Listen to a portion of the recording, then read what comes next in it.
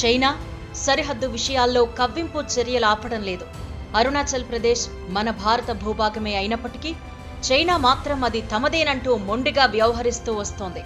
దానిని సౌత్ టిబెట్గా అభివర్ణిస్తూ ఆ ప్రాంతం తమ భూభాగంలోనిదేనని వాదిస్తోంది. ఇటీవల చైనా రక్షణ మంత్రిత్వ శాఖ కూడా అదే వాదనని పునరుద్ఘాటించింది. జాంగ్నాన్ తమదేనంటూ ఆ దేశ రక్షణ శాఖ అధికార ప్రతినిధి సీనియర్ కల్నల్ జాంగ్ షియాగాంగ్ వ్యాఖ్యానించారు. దీనికి భారత్ తాజాగా స్ట్రాంగ్ కౌంటర్ ఇచ్చింది.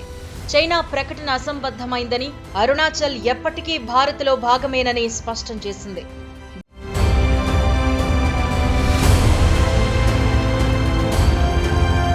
భారత రాష్ట్రమైన అరుణాచల్ ప్రదేశ్ భూభాగంపై చైనా రక్షణ శాఖ ప్రతినిధి చేసిన వ్యాఖ్యలు పూర్తిగా అసంబద్ధమైనవని భారత్ స్పష్టం చేసింది.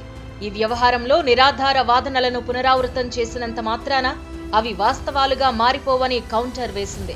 అరుణాచల్ ప్రదేశ్ ఎల్లప్పుడూ భారతదేశంలో అంతర్భాగమని, అరుణాచల్ మన దేశంలో విడదీయరాని భాగమని, భవిష్యత్తులో కూడా అది అలానే ఉంటుందని స్పష్టం చేసింది. భారత అభివృద్ధి కార్యక్రమాలు, మౌలిక సదుపాయాల ప్రాజెక్టుల ద్వారా అరుణాచల్ ప్రాంత పౌరులు ప్రయోజనం పొందుతూనే ఉంటారు అని తేల్చి చెప్పింది.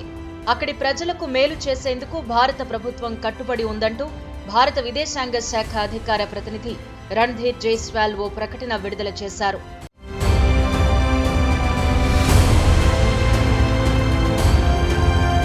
మరోవైపు చైనా వితండవాదాన్ని అగ్రరాజ్యమైన అమెరికా కూడా ఖండించింది.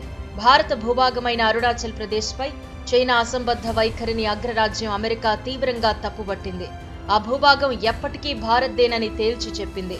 దాన్ని మార్చడానికి చేసే ప్రయత్నాలను తీవ్రంగా వ్యతిరేకిస్తున్నామని అమెరికా విదేశాంగ శాఖ ప్రిన్సిపల్ డిప్యూటీ అధికార ప్రతినిధి వేదాంత్ పటేల్ వెల్లడించారు. వాస్తవాధీన రేఖ వెంటే ఆక్రమణ యత్నాలను తిప్పికొడుతున్నట్టు స్పష్టం చేశారు.